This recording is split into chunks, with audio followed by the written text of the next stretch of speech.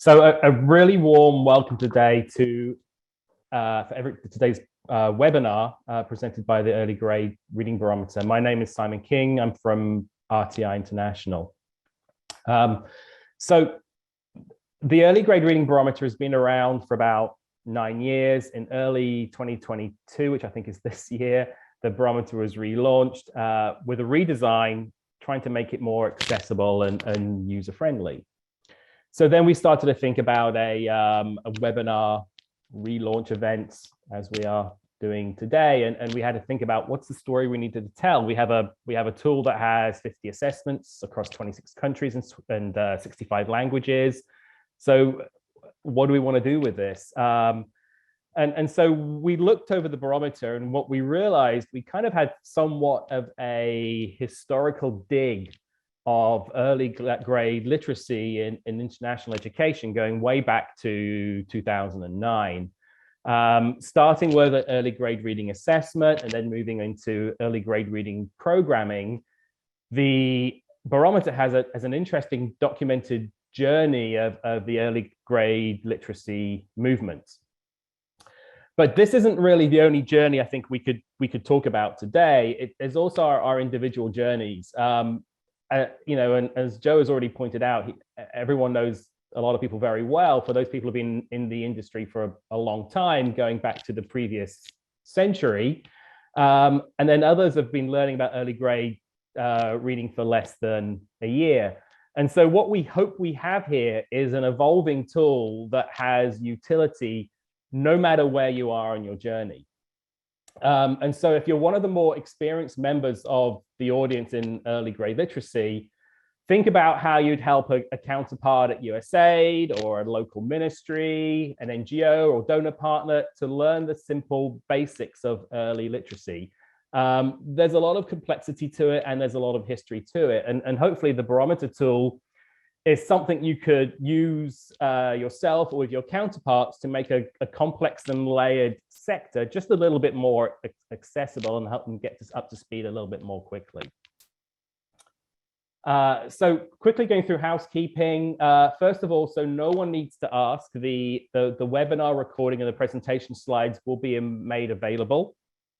And then during the webinar, you'll have the opportunity to submit your questions to today's presenters. To do so, please just type in your question into the chat, and then we will look at the questions being asked during the Q&A. And the audience you'll be on mute during the webinar, other than the breakout rooms where you'll be able to speak to others. So the agenda for the day, we have 3 presenters, which I will present. After the second presenter, there'll be some breakout rooms, a little change of pace, and then there'll be Q&A at the very end. So without further ado, I'd like to introduce Rosalina Villaneza. Rose is the Chief Education Program Specialist in the Teaching and Learning Division of the Philippines Department of Education. However, you speak to anyone about the recent history of the early literacy assessment in the Philippines, Rose's name always comes up as a key driver. Additionally, she was the technical lead for 3 early grade reading initiatives to come out of DepEd in the Philippines in recent years. Over to you, Rose. Thank you. Good morning, everyone. Well, I am from the Department of Education Philippines, and I'll be discussing to you the reading assessment in our context. Okay, the next slide will show you how multilingual we are, and we're proud of that out of our geography and history. To date, we have 132 languages. And prior to the implementation of the mother tongue-based multilingual education, we already have several initiatives, which is shown in the next slides. We started Mother tongue started in 1948 with the Iloilo first experiment. Then it, continuously, we have the Iloilo second experiment, then Rizal experiment, of course, the first language component or the bridging program, then the lingua franca, and of course, with the Lubguagan experiment by the Summer Institute of Linguistics. The next slides will show you that our 1987 Constitution really mandates the use of Filipino, which is our national language, and English, otherwise provided by law, and our mother tongue will only be an auxiliary language. And with that, in 2006, the President Arroyo drafted Executive Order number 210 and really strengthening English, that we are supposed to use English as a medium of instruction in our educational system. But later on, in 2009, we were able to come up with the Department Order 9074, which mandated the use of mother tongue-based multilingual education. So it was experimented in 910 schools with 12 major languages. From there, in 2013, the Republic of the Philippines, or the Department of Education, successfully put Republic Act 10533, or known as the Basic Education Act of 2013, where mother tongue-based multilingual education is the salient feature. Then, of course, we have to ensure that it's the language of the learners that are being taught or used as the medium of instruction in the classroom. DepEd Order number 55 was released. And currently, we have 2 DepEd orders that are really, that the next slide will show to you the next 2 latest DepEd order, which is, the first one is DO 32, that strengthen the emphasis on the indigenous people education curriculum. It shows the framework, and of course, the emphasis on the mother tongue base. And the latest is the policy guidelines on the K-12, where mother tongue-based multilingual education serves as Annex 4 to strengthen the implementation. Now, we all know that assessment is really very important.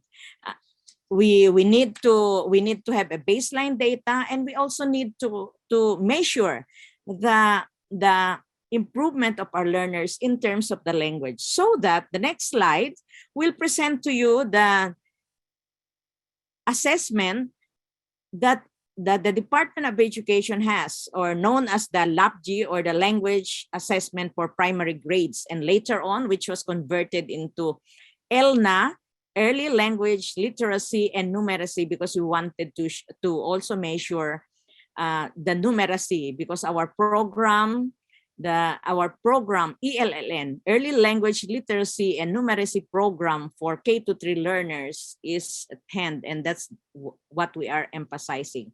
So the next slide will show you the results of the overall result of the national performance of our learners using the LAPG. And you can see that our learners were measured or assessed system-wide in the 19 languages, and also with Filipino and English. And as you see, that's the performance of our students in English and our grade 3 students in Filipino, and with the different equivalents in the 19 languages.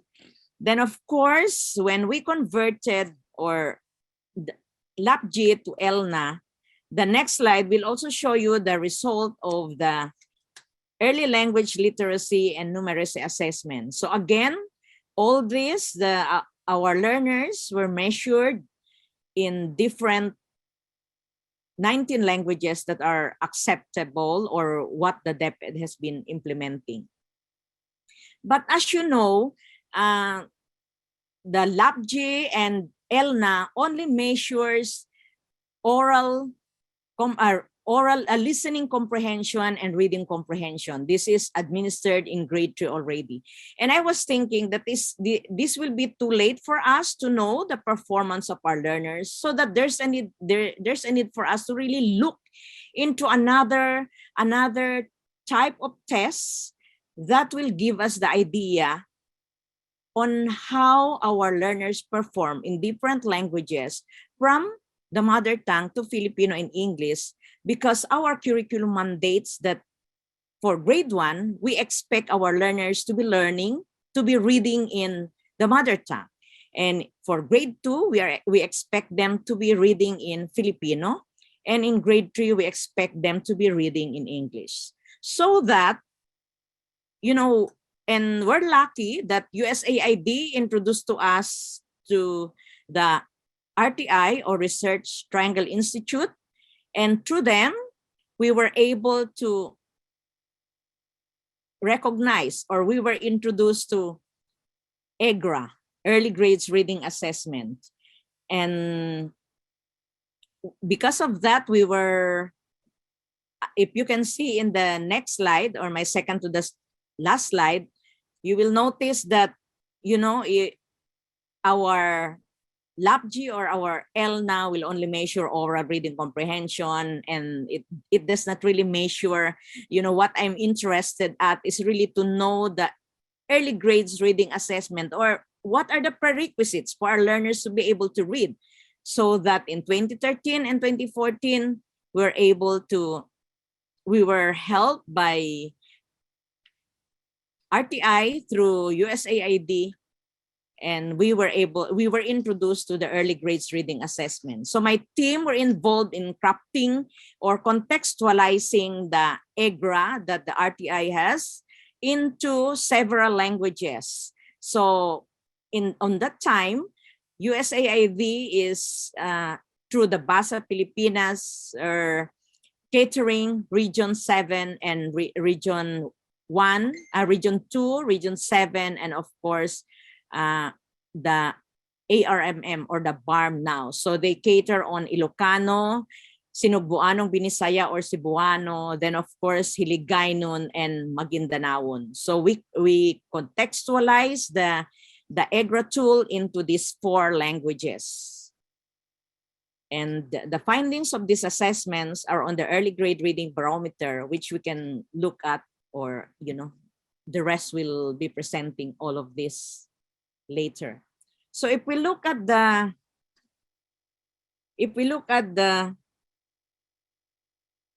let us go to the homepage of the barometer. And of course, we look at the Philippines. The easiest way to get to this is to see the data from the Philippines. To find, just click on the country in the maps. Okay, so there you are. You're now with the Philippines EGRA. This will then show the panel on the left-hand side describing the different assessment from the Philippines, which you can explore. We will select the assessment conducted in 2014. Okay, let's see. Okay, so there you are. You can see the assessment conducted in 2014. You will notice that there are 2 tabs in this assessment. The first one is about the assessment itself. So it describes the assessment as was conducted in the 2nd year of the National Mother Tongue-Based Multilingual Education for grades 1 and 2 students. They were assessed in Filipino, but also appropriate mother tongue, as I've said, Cebuano, Hiligaynon, Ilocano, and Maguindanao. For those in Luzon, they were tested in Filipino and of course in Ilocano. And for Visayas, they were tested in Cebuano and Filipino, and Hiligaynon and Filipino. For Mindanao, in the BARM, they were tested in Magindanaon and of course in Filipino. As I mentioned earlier, the EGRA provides a general diagnostic of different early grades literacy skills. So if you can see the different skills that are measured using the EGRA, we have the oral language fluency, of course, the initial sound, letter sounds, non-words, familiar words, and of course, listening and reading comprehension. So these are the things, like the first few components are the things that are missing in our LAPG and ELNA, so that there's a need for us to really, seek the help of RTI for the EGRA tool. Okay, finally, the regions included in the study are shown in the bottom of the page. You can see there, these regions selected to align with the mother tongue languages being assessed. Okay, so I've mentioned for Luzon, you have Ilocano. For Visayas, Western Visayas, you have Cebuano, and of course, Hiligaynon. And in Mindanao, the ARMM, you have Maguindanaon. Okay, now we will see the assessment outcomes tab to explore the findings. Okay, you just click and you will see the findings. So we have there the results for oral language. By default, the first subtest displayed is oral language fluency, which assesses how quick and accurate a child can read an age-appropriate passage text. Okay, if we look at on the left-hand side of the initial results, displayed the autonomous region in Muslim Mindanao. So you will notice that it is Maguindanaon. We can select one of the 4 different regions and switch between mother tongue to regions and see the results of Filipino. Okay, so there you have the 4 languages and of course the Filipino, because all of them were also tested in Filipino. If you scroll down the page, we can see the average reading fluency of all students and also just for boys and girls. On the left side is grade 1 and the right side is grade 2. We can see that for both grades, girls are outperforming boys.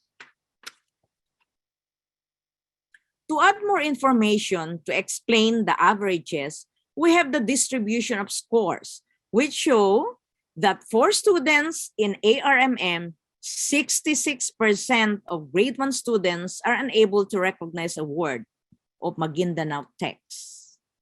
For grade 2, this number of students decreases to 38%, and 21% of the students can read at least 41 correct word per minute. So those are the results. Okay, as you can see, there are 60% of the learners in the ARMM that are unable to read. But when you go to grade 2, if you look at the grade 2 results, you will see that it reduces the number of those who cannot read, and you can see that there are 38% decrease of the number of students, and 21% of the students can now read 41 correct word per minute, as shown in the graph. So you will notice, my dear participants and fellow advocates of reading, that indeed EGRA, there are some skills, prerequisite skills in reading that are measured by EGRA. I was even asking if we could really come up with all this in the 19 languages, and that we'll be able to assist our teachers in measuring the oral language, the initial sounds and the letter sounds later on in the classroom, so that they will be able to help their learners. They will be able to give the appropriate intervention for their learners to be able to read. With that, I would like to say thank you and good evening, everyone.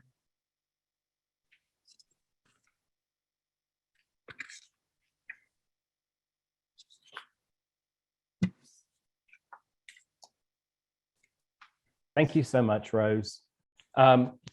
So what Rose has just presented on is the Filipino journey, development and use of early grade literacy assessments, policy, and then programming. So that's a country's journey. Now we're going to switch gears a little bit and think about the individual journeys that we all go on working in the area of early grade literacy.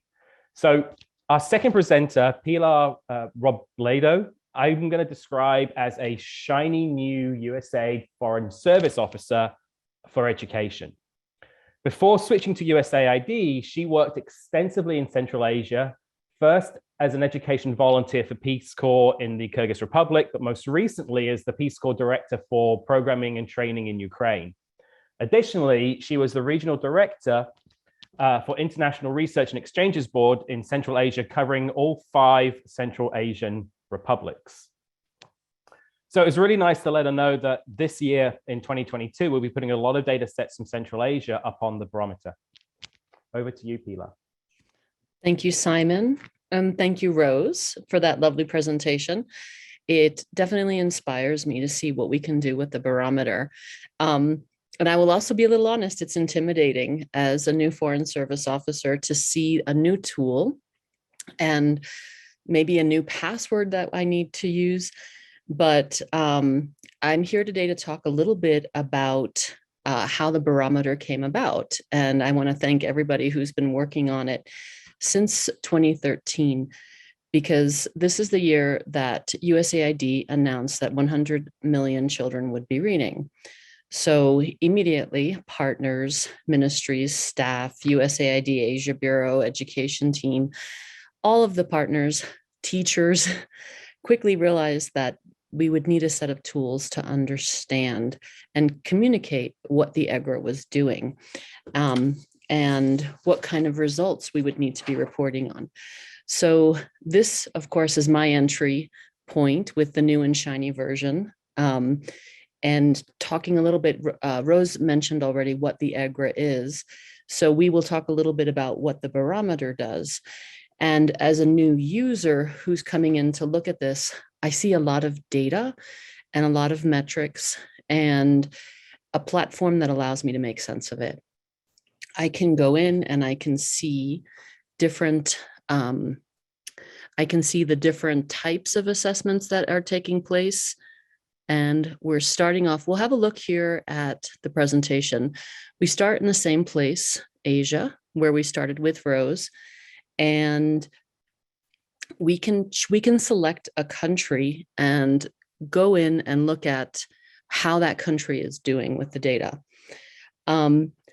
So partners with USAID also understood that the tool had to be user-friendly. It had to be accessible.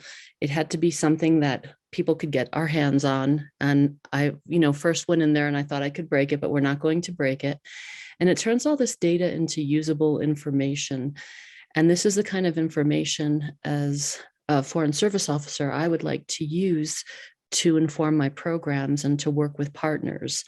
Ideally, I'd love to see this information get into the hands of all users, like teachers. And, in my mind's eye, I can see children looking at it as well. So one of the things that this barometer can do is it's updated. So it has the teams, the flash teams in the back end, updating the data when it becomes available. And then the front end, the part that we're using, it's accessible. It allows me to look at and use this data. Maybe we can link on to some of the tools that are inside of the barometer. For example, we can pick a country, and the country we're going to look at today is Nepal. And here we'll start in Nepal with the Sustainable Development Goals. Okay. Or we'll explore Nepal. So here's the front page of Nepal, and it will tell you a little bit about the program, about which subtasks are being evaluated, where in the country it's taking place.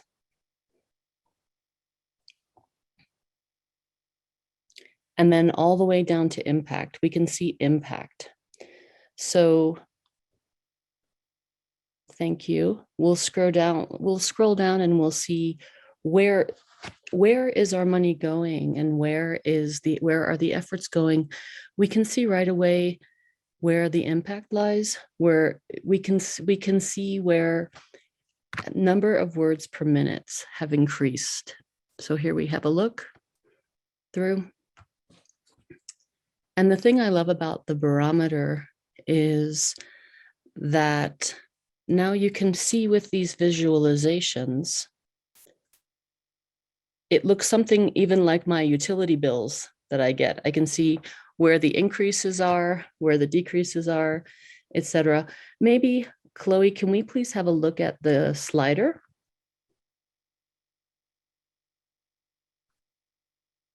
All right. So right here, we have a what if question where the slider gives us some projections where what if we invested more? What if we invested less? What if we did nothing? We could see what could happen. The projection tool could be very alarming or very inspiring. So here we're looking at 2018 for Nepal. And we're comparing several years. So one of the things I've also learned from my colleagues is that the first barometer was launched in 2014. And there have been several iterations and updates along the way. So we're the lucky ones who step in now and get this updated version. When I started to review all of the different countries, I started to realize that this is actually a gold mine that we're sitting on. There's so much data, but the important thing that I realized that in addition to the data, there's context. Like maybe, could we please scroll out a little bit and see some of the case studies for Nepal? So there's a lot of information, a lot of numbers, but there's also a story that's being told. And I can learn these stories by reading through these. And the story deepens our understanding of what all this data is. It also allows us to communicate, with ministries, with others who want to also hear the story, who don't only want to see numbers, they want to hear the story of children improving their reading scores. Maybe we'll take a little moment now to look at Nepal and look at the baseline, the mid-year, and then the assessments for grades 1 through 3. And if you're joining us from a phone or from a device, we're going to put these links in the chat. So here we'll start off with, we'll start off again. We'll look here. I think Rose set us up very nicely by going over the number of languages that are spoken in the Philippines. And it also makes me a little jealous of all of you who started from the beginning. But very similar in Nepal, there are about 130 languages spoken. So right now we'll look here about oral fluency and language spoken at home. And for children who speak Nepali at home, you can see that their scores are much higher than those children who speak other languages at home. Thank you. And immediately you can toggle between those two and have a look at the scores. And if you scroll down, you can see how the distributions, the different areas. And one of the things I like to see is in the key findings, you can see how all of the materials have come about. Okay.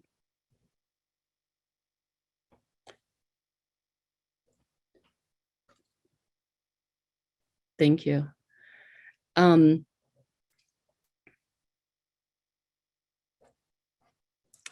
So in the data that Chloe just scrolled through, we can have a look at native Nepali speakers and compare to how they're reading compared to non-native speakers. We'll keep scrolling and we'll have another look down at impact.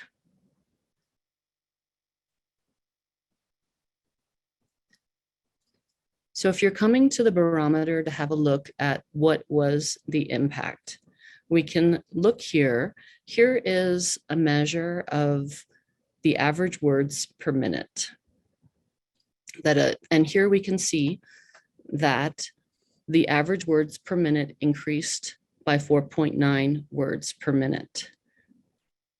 And simply by scrolling around, a layperson like me can see that reading is increasing. And if you want to dig deeper and you want to see what happens when we don't invest, we can see that the opposite happened when the control group decreased by 1.9 words per minute. So we'll have a look here and we'll go back over to the control group and see where the reverse has happened as well. So for me, when I see a negative number, it's alarming.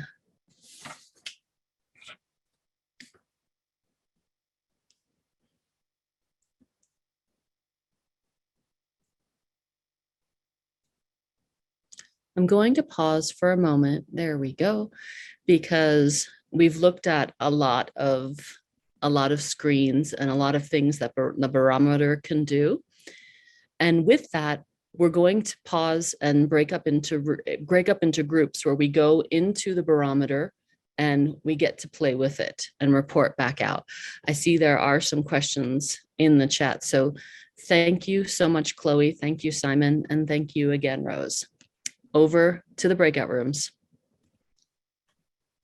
Thank you, Pilar. So even if you're an old hand in early grade literacy, you're going to have colleagues and counterparts who are new to early grade literacy, and the barometer is a nice option for getting them up to speed. So we're going to do a little bit of a change of gears now. So you've been kind of a passive watching audience, and now we're going to kind of get you to interact and participate. So if you've got your coffee or tea nearby, take a quick glug of that. And then we're going to be sending you to breakout rooms, 1 of 8. And a few seconds time, you'll get a little notification to join a certain room. Please remember that room and then join it. And then in the chat, there is a link to a browser which opens you into Mural, where once you're in Mural, you'll join the room number that you have remembered. And then you'll be with a group of people, and there'll be 5 prompts. And we're only asking to maybe try out 1 or 2 of them in the 10 minutes we have in the room, and find time to join together again and actually then discuss within our groups any interesting findings that we have. Okay, thank you. Okay, everyone's just rejoining, so we'll get started again in a couple of minutes.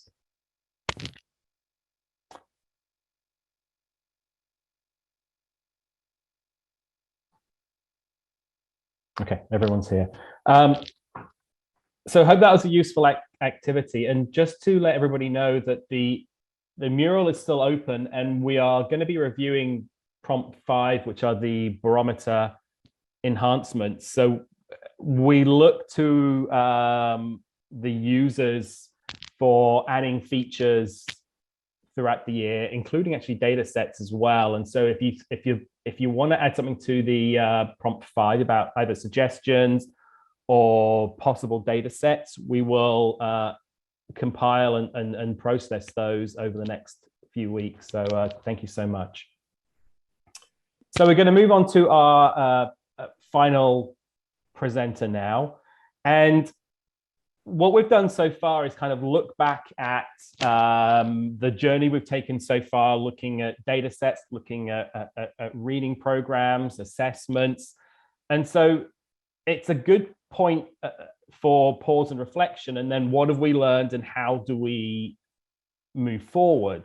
So we had to think about our third presenter who could help us to achieve exactly that. And if we click to the next to his bio, Lewis has an extensive bio, but that's not necessarily what we were looking for. What we were looking for is someone who could gently provoke and prod us and get us thinking about what next for early grade literacy. And for those of you who had interaction with Lewis Crouch over the years, this is exactly what he does. And so for that reason, probably more than his bio, we're very, very happy that he's found time to present today. Over to you, Lewis. Thank you. Yeah, so just to highlight that I'm not going to be talking about the barometer, except maybe indirectly. not even about EGRA, although a little bit more of that, but more about just how the whole sort of early grade reading, or nowadays I think it's more fashionable to call it foundational learning, and maybe more appropriate, how that can be better informed by data, and why data is important to informing that that whole movement. So, and just to say the message in literally 3 words, I think there are tasks related to linking the assessment to other measures. I think there are tasks related to deepening the assessment and the use of data more generally, and I think there are tasks related to communicating what the data say to broader and audiences, including opinion makers and policymakers in particular. So next slide. So I'm not going to talk about all of these things in detail because there's too many, and there's no pretense here that all of these are equally important. I'm just putting them out there for people to think about and to select a few. And this is not the result of any huge study on my part. It's the result of reflecting based on the fact that I sit on a lot of global boards and boards of advisors and committees, and I do a lot of peer reviewing for the international organizations, and so just stuff that I've picked up basically from the environment over the last 5 to 10 years. And I think if somebody wanted to really seriously prioritize this, they'd have to do a systematic questionnaire and have a key informant interview with people at UIS, people at the World Bank, people at USAID, and really go through this carefully, other experts and so on. Let me focus on the first one, which is, and also what I want to do is talk very briefly about the what. It's kind of obvious, so I won't spend much time there, but a little bit more on the why and how. And I'll go by column so that you can see where I am. Let's highlight the first column. Great. Okay, so the first column is just about, I think, a good area of research or further work for donors to, and I hope, by the way, someone's timing me and tell me when I've gone on 10 minutes and I've got 5 left. It is for donors to fund, or if people like RTI or the PAL network or others, maybe UNICEF, want to do it kind of voluntarily from the grassroots up, as it were, is to just enable these kinds of tools to better link and report on SDG 4.1.1.8, namely the grade 2 and 3 measurement. And the reason for that is to make EGRA, but also the other similar instruments, more specifically relevant to policymaker demand and country demand, because I think the need to, or the ability to report globally can be a useful driver that advocates of the foundational learning movement can use to leverage policy attention on the whole need in this area. And then the how is sort of basically collaborating with UIS, I would say, and particularly given their mandate to report on these global issues, to improve on the current linking efforts that have been so far made. And we can talk maybe about the specifics of that if you want in the Q&A. And then the questions to be raised is, who would fund this? Would you rely on the sort of goodwill and the grassroots efforts of the 3 main organizations, or however many there are that are doing this work, to do it kind of from the ground up, or would one want to fund a university or some consultants to get going on this and to set out some protocol? Yeah, so that's linking. Then on deepening, it's a bit more complex, and that is directions in which the whole area of measurement and use of measurement in the early grade reading or foundational learning movement can be taken, and that would be, just very quickly, to document the entourage of data are needed and are typically used to improve early grade reading. So not just the measurement of the skill, but what other kinds of data do coaches typically use? What other kinds of data is the ministry typically using and able to use? That would be one area. Working on the inequality issues because of, well, I'll say why in a second. Working on the capacity in countries to do this kind of measurement, but also not just to do the measurement, but to use the measurement in improvement projects. And not just, like I said, not just the EGR or EGRA type measurement, but the data entourage that needs to accompany EGRA in order, or EGRA-like instruments in order to improve their utilization and better understand the sort of what I see as the kind of global reluctance and fear of trying to deal with what Dan Wagner calls the bottom of the pyramid issues. In other words, learning levels amongst the very poorest. And you'll see that points 2 and 4 are related here. Namely, we need to understand better the inequality of distribution of learning and better address learning at the bottom of the pyramid. And the reason why is that, you know, often EGRA and/or PAL and/or the mix foundational learning module that's being used by UNICEF are kind of often seen as standalone. And there's not enough understanding of how a government or a program or an NGO could use these instruments in the entourage of other tools that they use for actually improving reading. And the second motivator is that inequality, of course, is a big issue. It's a huge part of the SDGs, and also things like the World Bank's emphasis on learning poverty. And then the how, I think, again, this probably gets beyond what any one purveyor or actor in this space can do by themselves. My guess is that the donors would have to fund and allocate time to this kind of thing and do a few pilot experiences in the field, try it, then document it. For example, RTI's work with the Gates Foundation that was being led by Ben Piper looks at these kinds of systems issues, but in that work, I don't recall seeing a stream of work around the whole issue of data. And I think that would be kind of a natural extension of that work. And then develop packages and protocols for capacity building within the countries. Not necessarily go out and you know, all of us, including the multilateral agencies, kind of slogging it out case by case and doing it, but let's at least develop protocols whereby NGOs, governments themselves can do the capacity building. So develop protocols, pilot them, and so on. So that's ways in which I think that things can be deepened. And one note is that I'm focusing on the data and systems issues.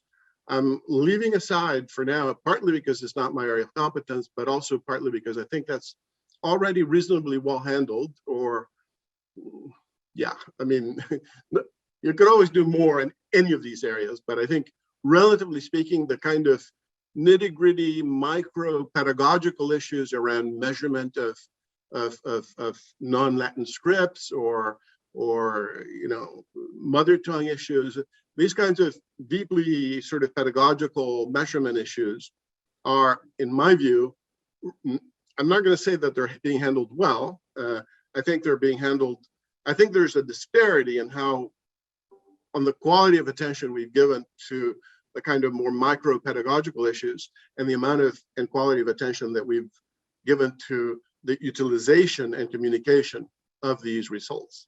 So there's perhaps a bit of a bias in my emphasis here on systems issues, but that's sort of how I see it. And then the last issue is to communicate better.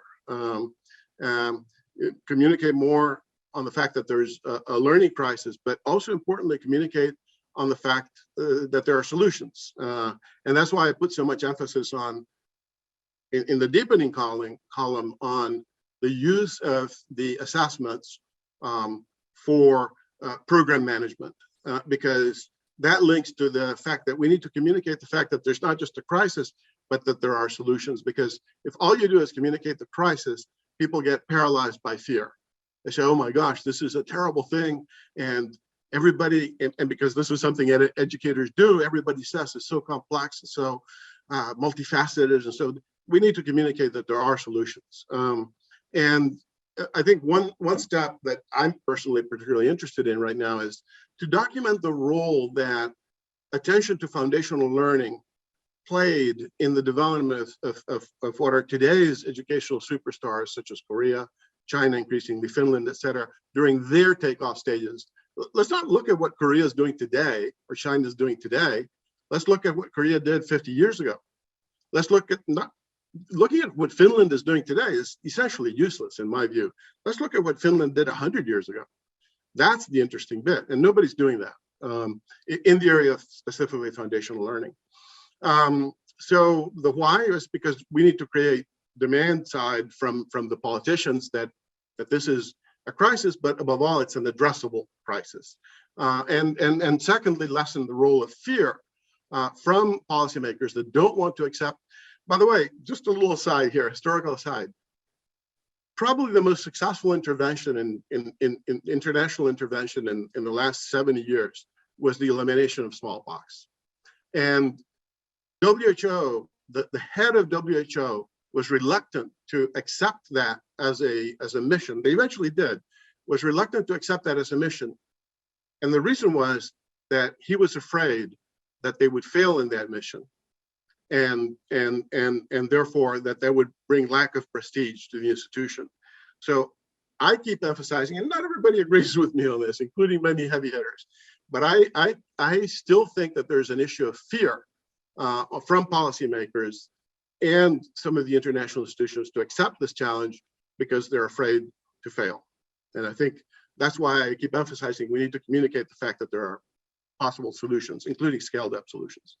How we do that, how we communicate better, this might sound really weird, but I think conferences are needed. Back, when the world is normal again a bit from Omicron and COVID in general, I think face-to-face conferences are really useful. I think in the early stages of the early grade reading or foundational learning movement, there were a few international conferences held at the World Bank together, co-sponsored with USAID, with participants from then DFID, UNICEF, others.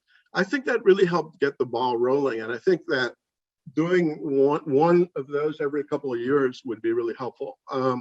Studying, I think people like us and groups like, Pratham, Room to Read, UNICEF, all these people that are concerned with this stuff ought to do a better job studying social and policy marketing techniques as they apply to these issues, not as they apply to health. We can take inspiration from the success of health campaigns, but as they apply specifically to foundational learning. Study some of the best memes and collaborate on doing more. And just to end my presentation on a lighter note, I'll share a couple of memes that I particularly like, and let's just show those.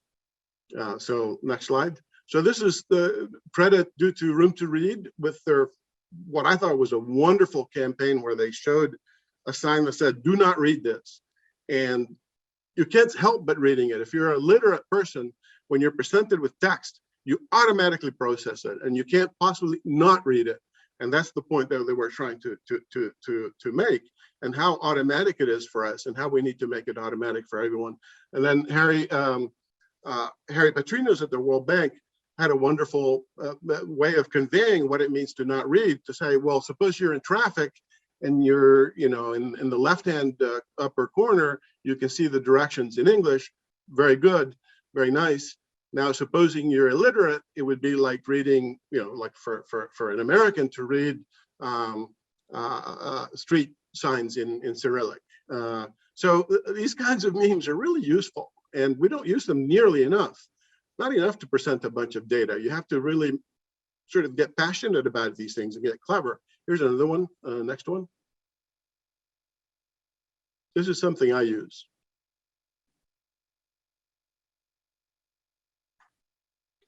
And usually I stop talking when I do this. I'm presenting to a country.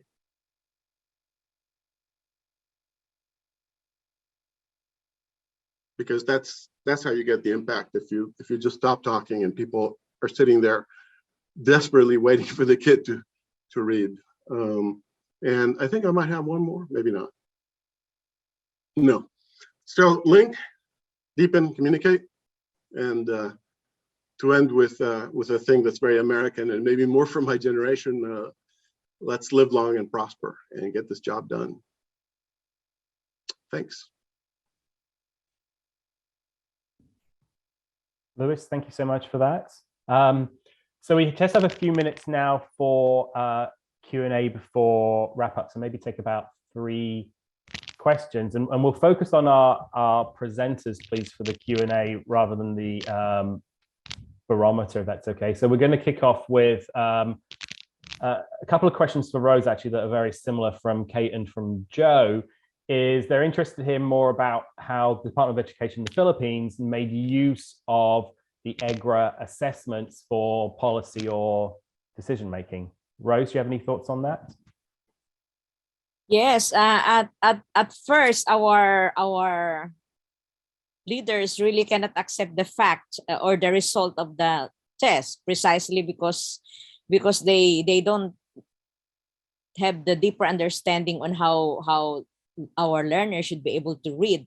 But later on, they were able to discern, and like through the presentation, I think Joe had presented twice with our DepEd officials, and that later on they were able to realize that EGRA really provide us with basic data on determining how our learners will be able to read. And you're right, it takes a lot of explanation. It takes a lot of digesting the data so that they will be able to better understand what those numbers are, the story of the numbers, and because of that they were able to understand. In fact, we were asked to contextualize the rest the EGRA English into the rest of the languages, but the demands really of the teacher is to, if they can make use of the EGRA tool and like conduct the identifying of letters during the first quarter when the students are learning, meaning to say conducting the subtests of the EGRA in a point where those skills have to be developed in the teaching and learning, rather than other than conducting it during the end of the year. And I think our leaders were able to realize the information that EGRA can provide to the teachers and even us as policy makers. And that's the reason why there was a call to really, if you notice the different policy that we crafted, there's really an emphasis on the strong implementation of the early language literacy and numeracy program, because of the result of those the EGRA that Joe and the rest of the RTI presented.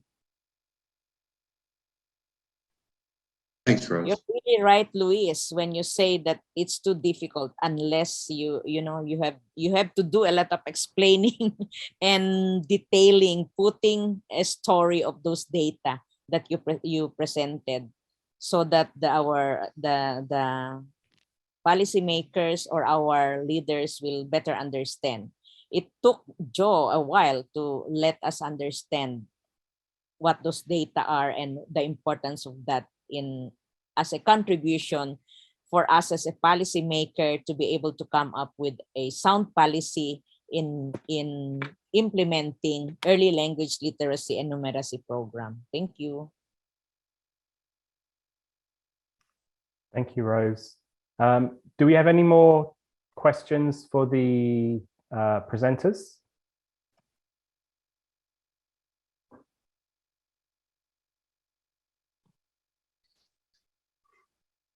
I think the rest of the questions were already answered by me directly in the chat box. Some of them were asking about the data of our assessment, and it's a system assessment. We cannot just share that publicly.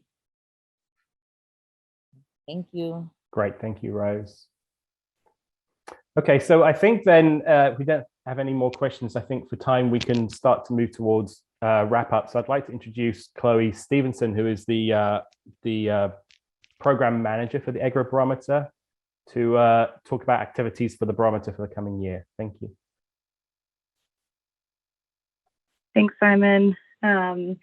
So to conclude today's webinar, we just wanted to highlight that the barometer is not a one and done website or a fixed point website. We're going to be continuing to grow over the years, including adding new data sets, new resources, new blogs, and even new functionality Simon had mentioned earlier.